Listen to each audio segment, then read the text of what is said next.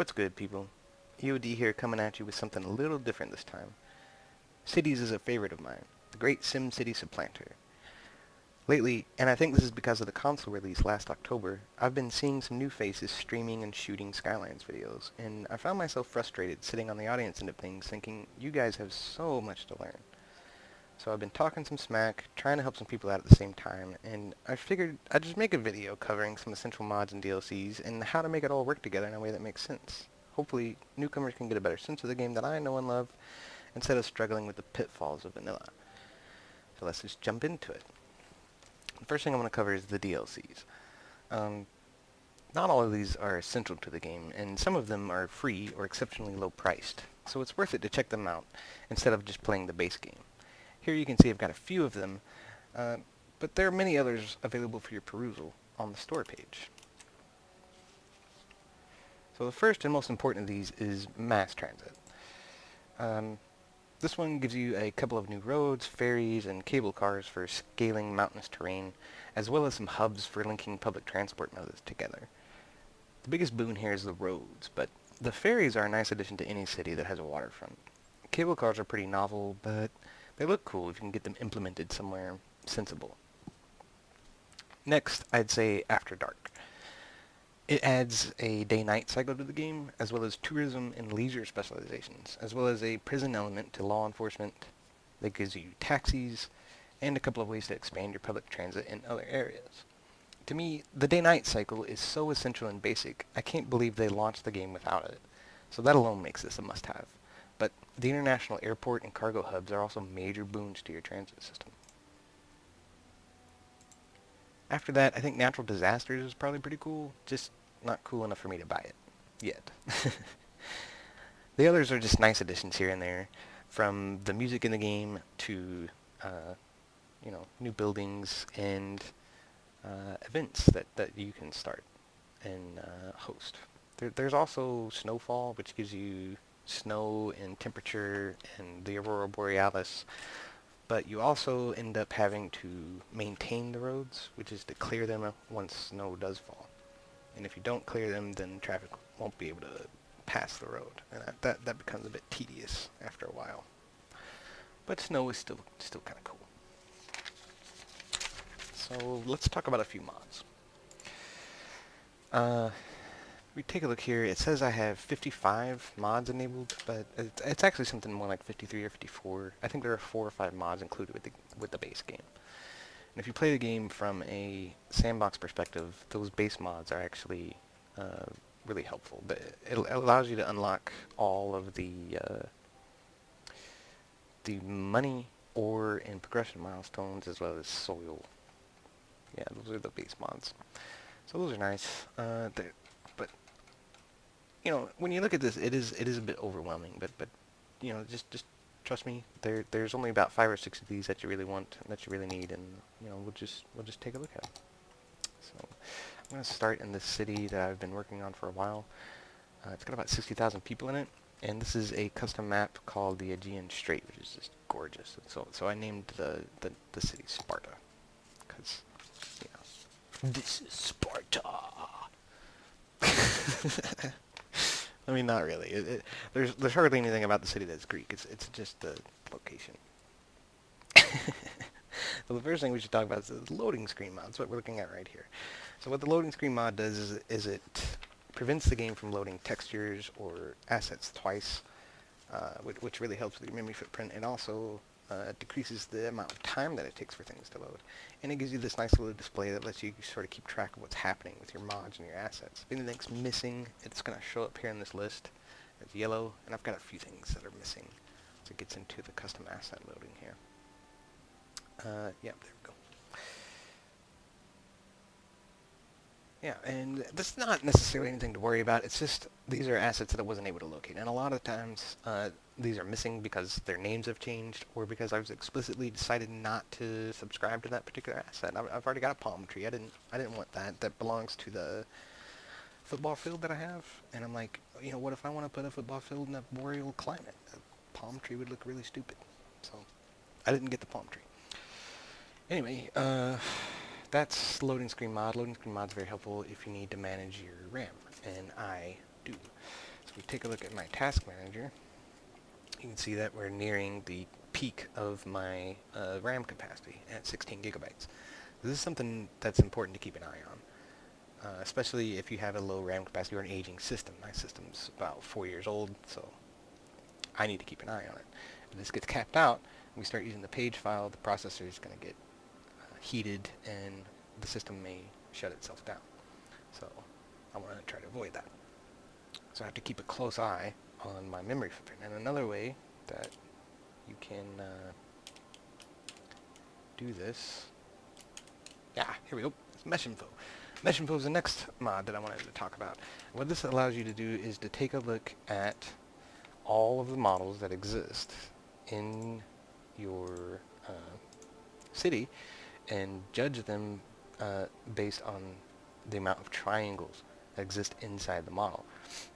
Right, so weight is a measurement of triangles over space, and then this first number is the full detail, and the second number is the LOD. LOD is what we're looking at here.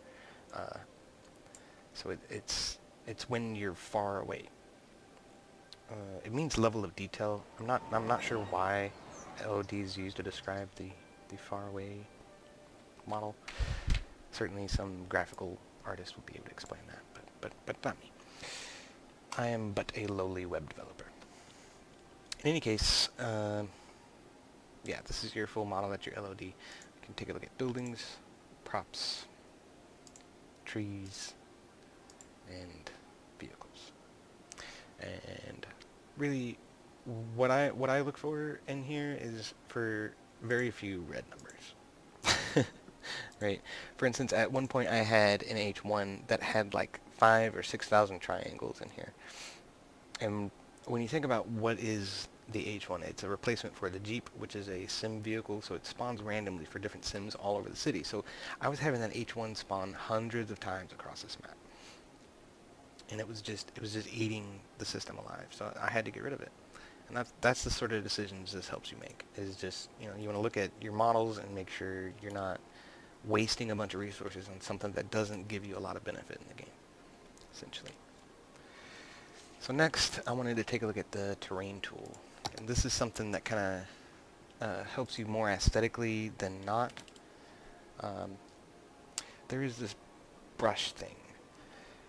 This seems to be a tool that gets replicated across several different mods. And it's not exactly the brush that's available in the map editor, but it's pretty close. And it has very good functionality. But it's sort of self-explanatory, right? The brush size is how many meters in diameter the brush is. Then you can change the sharpness of the edge on it, right? So that means the effect at the edge will be lessened. And then you can have like some weird funky shapes if you want to. This is kind of helpful if you're doing mountains and stuff, But if you're not, and you just want to make a little gully, all you need is to take this tool, which is the level terrain tool, and we'll grab the bottom of the river right here, and that gives us a terrain height of 60. We can drag this through here, and then the water should start flowing in here. Presumably. There it goes. Yeah, water is a little finicky, but it's still a really good simulation considering the capabilities of the game.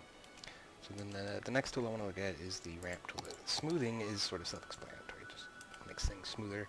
This actually, I'm not even sure how to use this. I usually don't. It's very odd. So, yeah. Generally, you can get everything you need out of these three tools right here. So, smoothing sort of smooth things out for you. So then we can take a level tool, right, and then I'll make a little plateau here. Then let's say I wanted to draw a road from here up to there, then I would use a ramp. With the ramp, you set the target height with the right click, and then you left click from where you want the ramp to start, and drag. And it creates a nice little ramp. Right now, I can take a road, and I can lay the road on there, and it'll be at a reasonable incline, rather than if I had stuck it here, it'd be really sharp, Anyways, so that's terrain modification. Right, and you can use it to do cool stuff. Yes, like this. My water treatment facility, which is lovingly referred to as shit pool. So, here at the water treatment facility, what we have is a water flow that goes in this direction, okay? And it contains all of the water pollution inside of the pool. So how in the world did I do that? Well, I got my water draw right here, which you might think is too close. But thankfully, we've used water sources to manage the water inside of this pool. Okay, so essentially, this is spitting out water, trying to fill it up to this level. And this is sucking water in, trying to suck it down to that level. So it looks like the water's flowing into a hole. And kind of the effect I was going for was that these would be spitting the water out, and this stuff is kind of sucking it up and purifying it, right? So yeah, I thought that was pretty cool.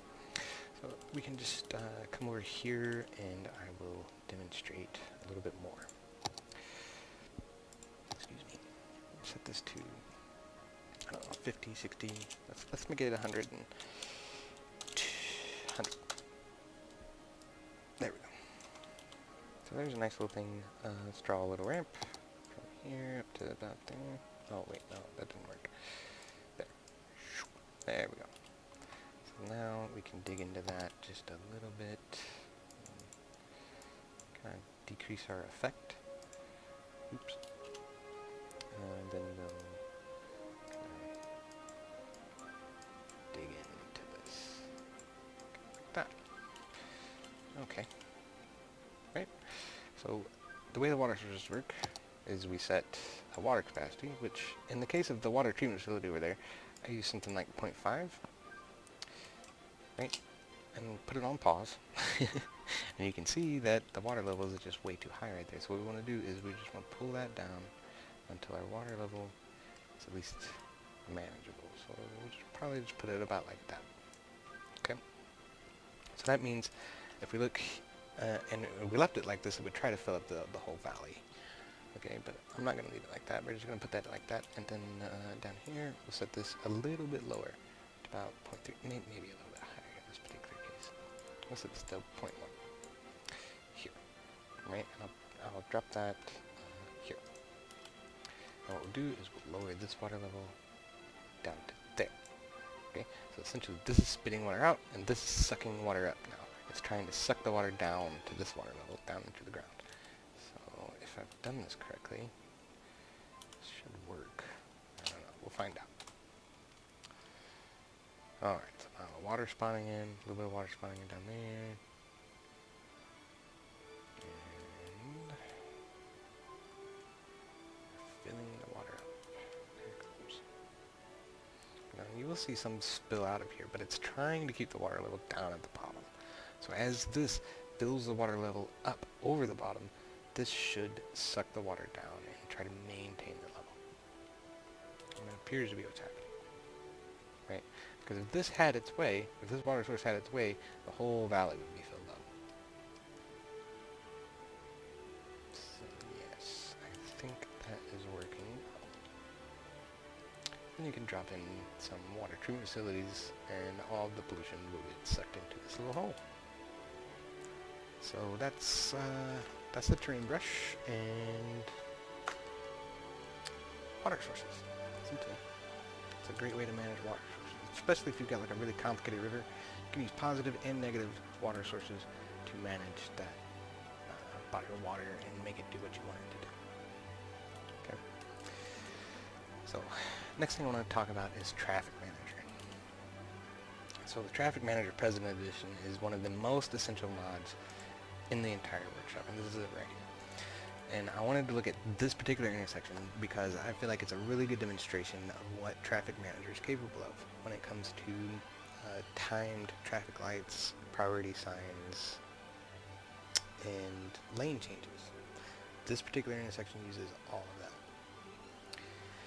So if we just take a look at priority, that's probably the simplest thing.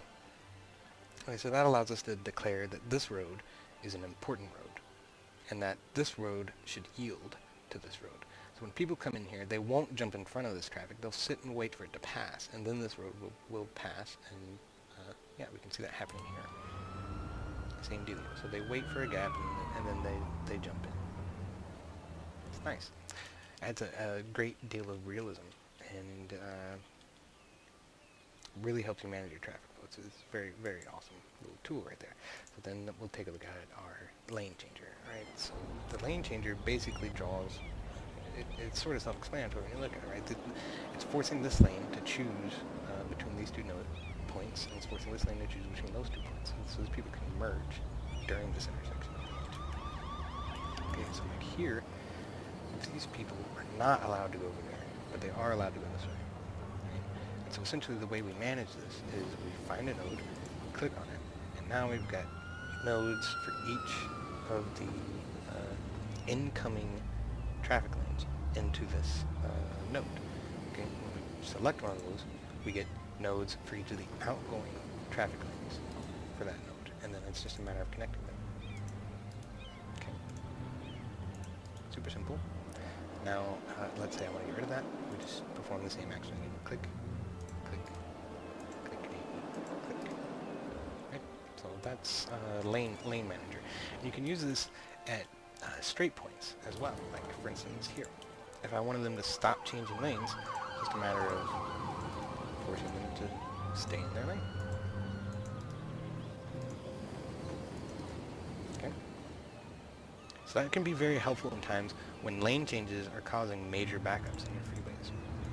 But one thing to keep in mind is that when you do this, it's just going to shift the problem back to the previous node. Okay, so then you're going to have to do it there, and that's going to shift the problem back to the previous node. So my general rule of thumb with this particular tool is don't mess with it unless you have to. Because the more messing with it that you do, the more messing with it that you have to do to make everything sort of work. So it's best to let the Sims figure it out on their own if they can. If they can't, then you come in and say, okay, listen, when you're on this road, we're not changing lanes, okay?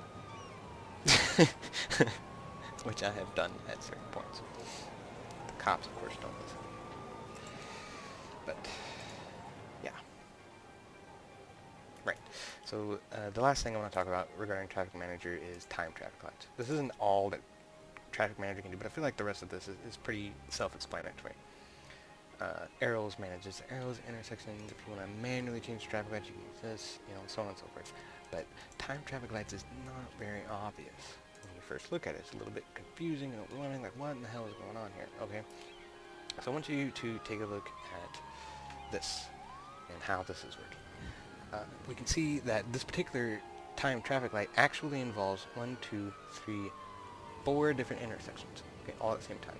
And it consists of 1, 2, 3 steps, okay? So that means all 4 of these intersections are changing into one of 3 different states. Right now we're in the first state. The first state is to let the left side pass all the way over to the right side. I'm not dyslexic. Anyway, you can see I'm just trying to let the traffic flow all the way through here. Now, this is a really cool interchange too. It's called an inverted diamond. So traffic switches sides in the middle so that the traffic trying to join the freeway doesn't have to cross oncoming traffic to do it. Pretty ingenious little thing there. I think it's a relatively recent development in civil engineering because you don't see it very often. There's a few intersections like this in America and not very many. Perhaps it's more popular in Europe, I'm not sure. Anyway, now the same exact thing is happening to the right side. They're just all the way through. So now we go into the third state. So this has been backing up with people the whole time we've been going through those other steps. So the third state is just to let them out. And then we push on through. Right? And then our priority thing takes over right here. So how exactly did I set this up? Let's put the game on pause, and I'll show you. So, I guess we can just rebuild it. Just undo everything. Okay, so now it's telling us to select nodes. That's what you normally get when you first click on it. So you just grab all the nodes you want to affect. And then you hit set up a time traffic light. Then we're going to add a step. We add a step. How much time do we want this to take every time? That's what the minimum time is. And I'm going to say 20. And how much time do we want this to stop at? Like, once we get past a certain amount of time, just force it to stop. And that's going to be 40. Okay, so this step will take at least 20 seconds and at most 40 seconds, and probably somewhere in between most of the time, because it's going to switch when there are less cars going through the intersection than there are waiting to go through the intersection. That's what that means. Okay, so now what do we want to happen on this step? Okay, so we want them to be able to go, and we want them to be able to go, okay, because those two don't actually affect each other. So this light and this light are going to be green in every single step. Okay, well, actually, this light and this light are going to be green in every single step. Okay, because that allows people coming off the roundabouts to get onto the freeway in their respective directions. So that, and they don't intersect anything. So we want them to always be able to go. So now, while this ad's going across, this can be green to let the people off of the freeway. Right? Same here. This can be green to let the people off the freeway. We're going to put a yield sign here if we haven't already. I think I have. Right, so now those guys go. We're going to let them go through here. And then we're going to let them go through here. And we're going to go through here. Okay, that's it. That's the step. Save it. Add another. So next, we want these guys to be able to go. So they can go and they can go. That's fine. Okay, so then we want them to go and then to stop. Then we want them to go and then to stop. And then they can go in there. That's a good one. Add it. Now we need to add in our little outlet for these guys, because we got a lot of traffic coming in this way from the industrial sector, trying to make deliveries and stuff. So I'm going to add a step just as a pressure release valve for them to go through here. And then of course this stuff's going to be red. I guess we can let them go. That'll be alright. Yeah. Yeah, just like that. Except this one is just a pressure release, so we don't need it to go for as long. We'll do a 1020 on that. And that should be it, I think. So let's watch it work and make sure it's right. Okay. So go. Let's check on our priorities here in a second. Yeah, that seems to be right.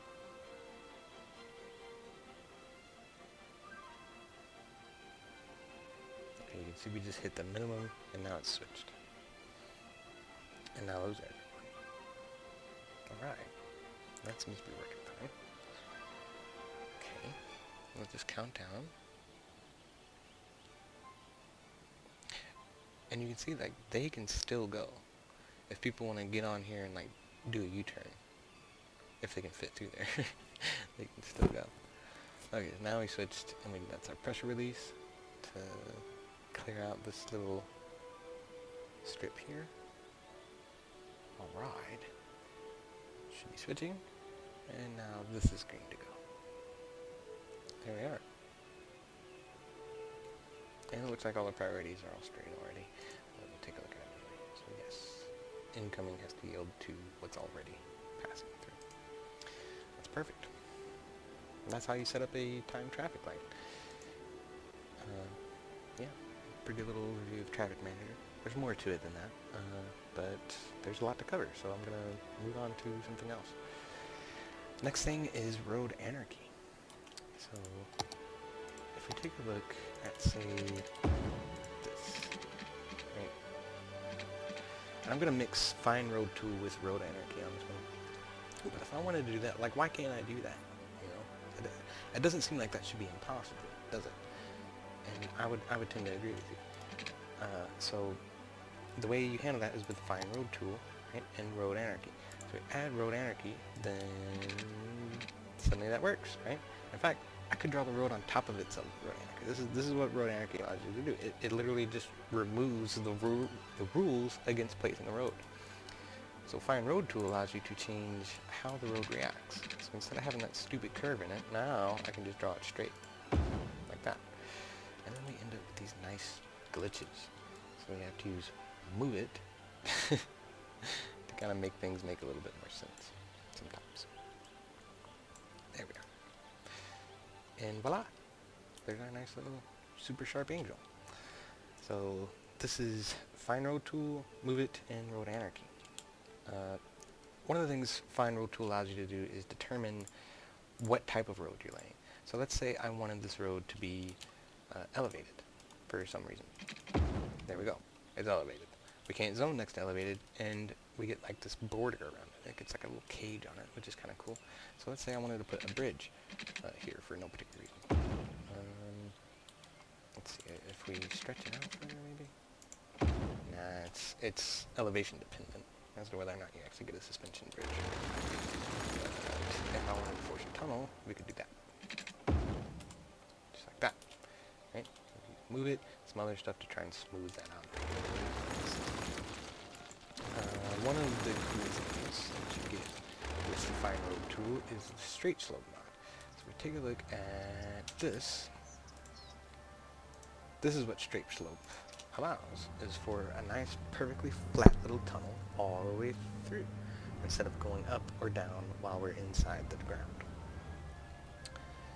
So the way you do that is you would draw this out a little bit and try to get it like, you know, level. So, just, yeah, you would draw it, and sort of zoom in, get down. There we go. So now we can see what happens to the road from the side, right? You can see at negative 13 meters, at this far distance, we've got a pretty flat entrance. So then I would lay that first. Then I'd come over here, and I would do the same thing, and then I connected them using straight slope. Right? So first thing, you want to get a flat entrance, and then use straight slope to connect them, and you end up with a nice flat little tunnel. Now,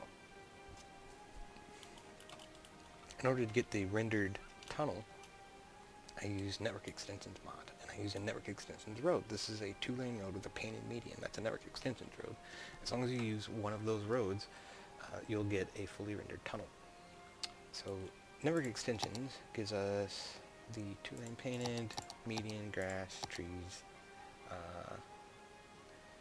and we get some of these small road variations where we have like a lopsided road, road with a turning lane, 3-lane one-way, 4-lane road, more lopsided road, another 4-lane one-way, right? So there's just a whole lot of options with network extensions. You also get bus lanes, which are awesome, and some pedestrian walkways that are a little bit different.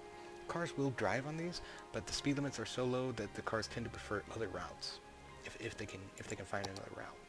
Then, well, we're not going to talk about parking lot roads. That's a good one if you want to look it up, but I wouldn't call it essential. Now, yes, so that covers Road Anarchy, Find Road Tool, Network Extensions. There's also Network Skins. So if we take a look at a road that has trees, for instance, we can change the street light. We can change the trees. If there's only one tree, there's only one tree.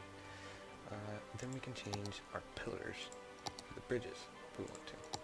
So Network Skins helps you do all that, and I was able to use Network Skins to draw a road that has palm trees on one side of it.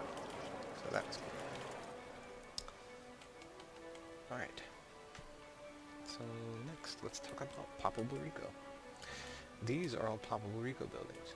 They're custom assets, and they're fully functional.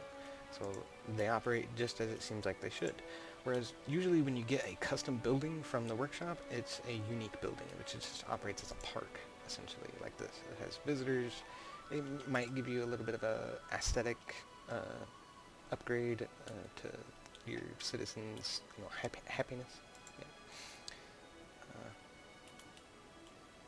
But unique buildings generally are kind of useless. They're just pretty, and they get visitors. So RICO buildings are actually functional. People actually live inside of these buildings.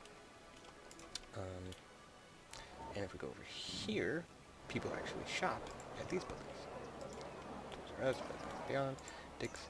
These are all Ploppable RICO assets from the Great King Lino. And so the benefit of Ploppable RICO is when these buildings level up, they don't change. Okay, these are static buildings, just like uniques, except they function as growables, essentially.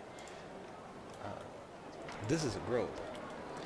So if I've had to limit this building's level to 1 to prevent it from changing. If it levels up, it'll change into one of these generic buildings. So to hold it and keep it as an auto zone, I had to add force building level, I think it's called, and then you just click on the level you want, and it adds a little X. Yeah, but I had to do that to keep it out. Right. So another thing I've done is I've unlocked the European theme. Where is that fire station? There it is. This is a European fire station. There's a different type of school. There's also some of these unique buildings that you can get in the European theme that don't exist in the regular theme. Right, and you don't have to download any mods to do that. You used to have to. So there's mods on the workshop to do that. Just avoid them. You don't need them anymore. They've integrated the functionality into the game. All you have to do is just go into Content Manager, look at themes. The European theme is already there. You just need to turn it on, and then all those buildings will become available to you. And some of them are really cool. Like the hypermarket, it looks like a Walmart. I was going to download Walmart, and then I saw that. I'm like, hey, that saves me from having to put in a custom asset. So go look at the European theme. Go look at the DLCs. Look and just check to see if what you're looking for hasn't already been made by the developers. So yeah.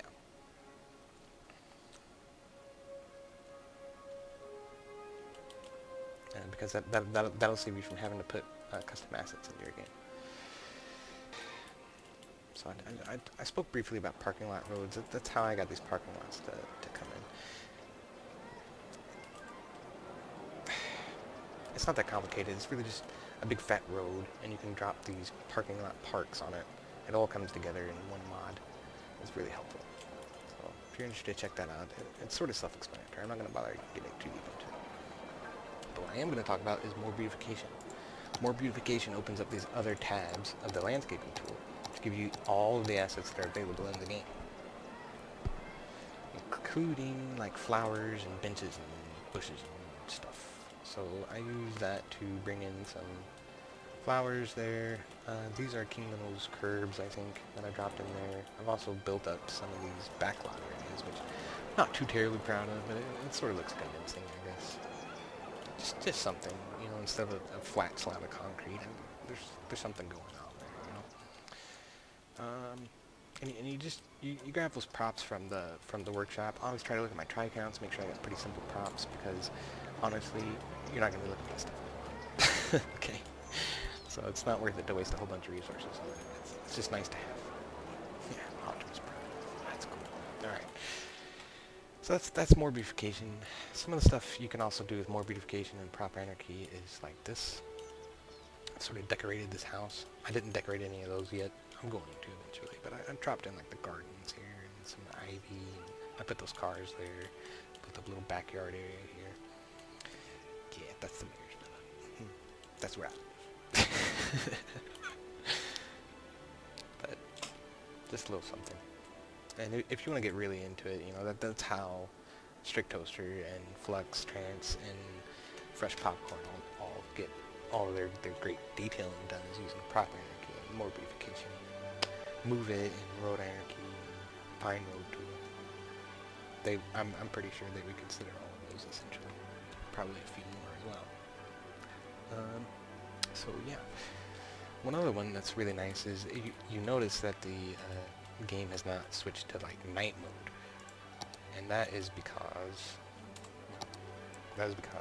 I have the time pause. Take a look at this. This is Time Warp, and you can get something similar out of more beautification. But I prefer this because it's simpler, I feel like, and it's a little more direct to what I want. Now, I'm also using something called moon phases, which sort of gives you a different skybox at night and gives you the phase of the moon. It's either based on the game date or the real date. I can't seem to figure that out, but it's cool. I like it. It also seems to provide more light at night, so you can actually tell what you're doing. There's still a bit during the transition from day to night. It's quite dark during sunset, you know. But after the moon comes out, get a lot better night. It's nice. Anyway, that's time warp. Also, there's this. Find it. Find it is imperative, because there are some assets that are simply impossible to track down, and with Find It, you can find them. Without Find It, it's a little bit more difficult to track them all down. So Find It's nice. I'm also using Advanced Toolbar. The Advanced Toolbar lets you expand the toolbar like this and scroll it like that. That helps a lot, tracking stuff down too. Something else I'll say is that intersections are actually have zero impact on performance, because intersections are essentially just maps to tell the game how to lay out roads. They're not adding any roads or any assets or any props or anything. Usually they don't have any custom props. Sometimes they do have trees, but the cool thing is that you can get some really interesting looking intersections, and it doesn't cost you anything on performance. So don't be afraid of intersections. However, you know, you don't want your city to be all intersections. So some of them are very helpful though. Like this inverted diamond I got. That's a ploppable intersection, and then this thing is actually an intersection called the industrial grid, and I just sort of expanded it a couple of cells. And it's been amazing. This thing handles an extreme amount of traffic very well. So, I highly recommend that one. It's a light bulb. Nice little terminal intersection, and then I think this was ploppable. It's just a convenient roundabout at the end of a couple of highways. Yeah, I drew all the rest of these, except for this one. This is Black Widows, and his are some of the most famous ones. Those are some sweet roundabouts.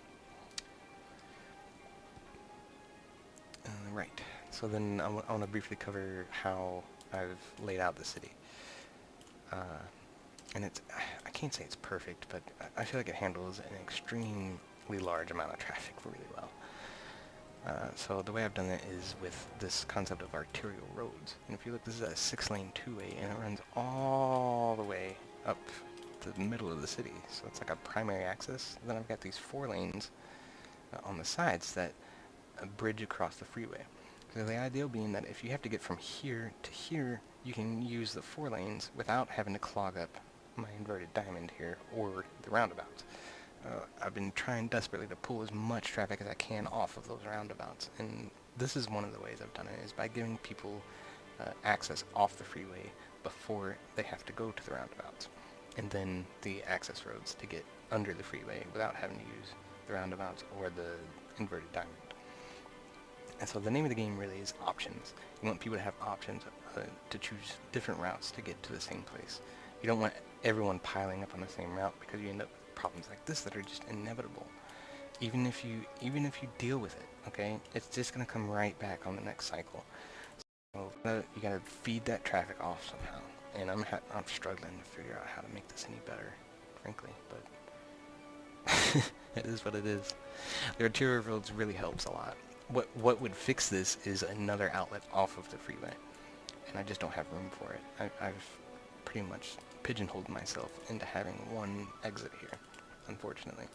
And I'm eventually going to add in one here. I might turn this into a 4-way. That could help a little bit, but it is what it is at the moment. This one's working beautifully. And I expected this to be much more of a problem than it is. But it's just not. Everything just works. And it's beautiful. This was a big issue. So the first thing I did was cut off traffic here. Oh crap. Yeah, I killed heavy traffic in Griffith's Peak, but I didn't kill it in Terrace Hill, so now all the heavy traffic's just coming this way. Oh well. Anyway, this was getting really bad, so I added a roundabout there and a 4-lane little entrance here. And that lets the people trying to turn right split from the people trying to go straight. Little tricks like that help a lot. And lanes. The number of lanes here is 3, right? The number of lanes here is 2, incoming here is 2, outgoing there is 1, incoming there is 1. So there's more lanes available within the roundabout than there are on the roads joining the roundabout. That way there's always a route around, that doesn't involve merging. Okay, so that's another important tip. Yeah. So one thing that's also good is, let's say this does start to become a problem eventually at some point in the future, once the traffic load increases and the population is up a little bit higher. This road is actually the same exact width as this road, so I can upgrade the 4-lane with a median to a 6-lane without destroying anything, right? Likewise, I could downgrade the 6-lane to a 4-lane that has a monorail, right, without changing it. So you can add a monorail to any 6-lane without hurting it, and you can add, 6 lanes where there are 4 without hurting anything. So that's always helpful. And you can see here I've got the startings of a monorail. My thought here is that the monorail will lead up to an international airport here, and then I'll have another monorail out to there. And that'll pretty much be it. It'll be monorail from here to the airport and from the airport to here, if you want. And I might put one over here. I'm planning on this being a whole bunch of low density residential though. So I'm not sure if I really want to put a monorail in there. Monorails are loud. If anybody living near a monorail is going to complain about noise. So that's important to note when you're building monorails. I thought they were like subways, but they're not. They're intended for greater distance than subways. So use a monorail to get to and from the airport. That's probably a pretty good methodology. Anyway, I think that pretty much covers a good subset of mods that are essential to gameplay. These are the type of mods that I don't even want to play the game if I can't use them. You know what I mean? So that's why I call them essential. And they really change everything. They just change everything. It becomes a completely different game once you have the right mods installed and running. So I think it's really cool. It's totally worth it to look into and experiment with some of this. And, I hope that this has helped you understand a little bit more about it and how it works and what you can do with the game once you have a few mods. So, if you have any questions, let me know in the comments down below, and I will answer them as quickly as I can. Or, I'll let you know I have no freaking clue if I don't. Anyway, that's Cities Modded. So, cheers, and good luck, Skyline.